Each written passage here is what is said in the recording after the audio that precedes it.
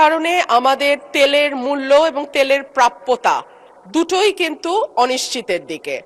আমি আপনার মাধ্যমে মাননীয় মন্ত্রীর কাছে জানতে চাই, বাংলাদেশের মূল্যস্ফীতি বহুদিন ধরেই ডাবল ডিজিটে ছিল, এখন সেটা 9% কিছু উপরে, খাদ্যদ্রব্য বিশেষ করে।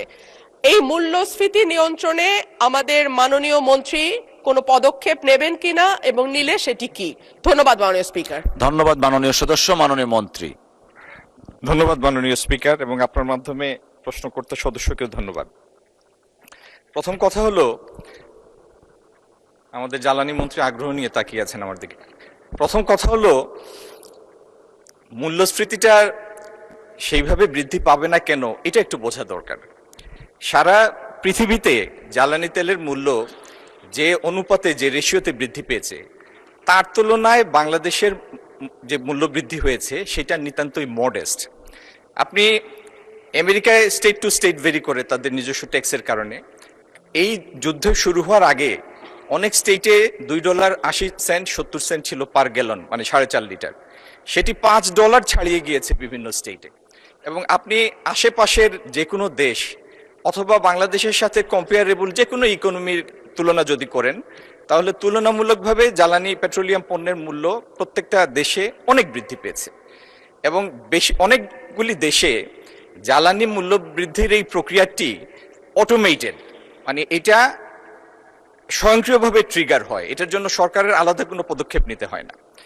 আমাদের এইখানে যে বৃদ্ধিটা হয়েছে ডিজেলের ক্ষেত্রে, 100 টাকার ডিজেলকে আমরা 115 টাকায় নিয়েছি, 15%। আমি শুধু বোঝার জন্য বলছি মাননীয় স্পিকার, একটা শিল্প কারখানায় তাদের যে কস্ট থাকে, কস্ট অফ প্রোডাকশন, তার মধ্যে 7 থেকে 8% থাকে ম্যানুফ্যাকচারিং সেক্টর ভেদে, 7 থেকে 8% থাকে জ্বালানির মূল্য। তো সেই 7 থেকে 8%কে যদি আমরা 100% ধরি, তার 15% ডিজেলের মূল্য বৃদ্ধি পেয়েছে। আচ্ছা, সেইভাবে যদি আপনি পরিবহনের ক্ষেত্রে চিন্তা করেন, 200 কিলোমিটার একটা বাস রান করার জন্য তার কম বেশি 25-30 লিটারের মতো ডিজেল লাগে। এই 30 লিটার ডিজেলের ক্ষেত্রে 450 টাকার মূল্য বৃদ্ধি হয়েছে। এই 30 লিটার যদি আমি ট্রাকের পণ্য পরিবহনের জন্য হিসাব করি, এই 30 লিটার মূল্যের অভিঘাতটা পড়বে 10,000 কেজি পণ্যের উপরে।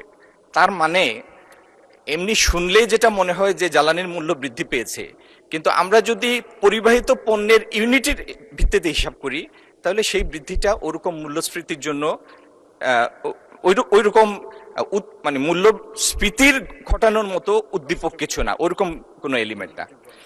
আর একটা জিনিস তো ঠিক, আপনি অর্থনীতিকে এমন একটা জায়গায় নিয়ে যেতে পারবেন না যেই জায়গায় ফান্ডামেন্টাল ব্যালেন্সটা ইমব্যালেন্সে পৌঁছে যায়। সেজন্য পৃথিবীর সব দেশ যে নীতিটা নিয়েছে, আমরা সেই নীতি মডেস্টলি সেই নীতি নিয়েছি এবং মূল্য বৃদ্ধি করেছি, খুবই একটা মডারেট মূল্য বৃদ্ধি করেছি।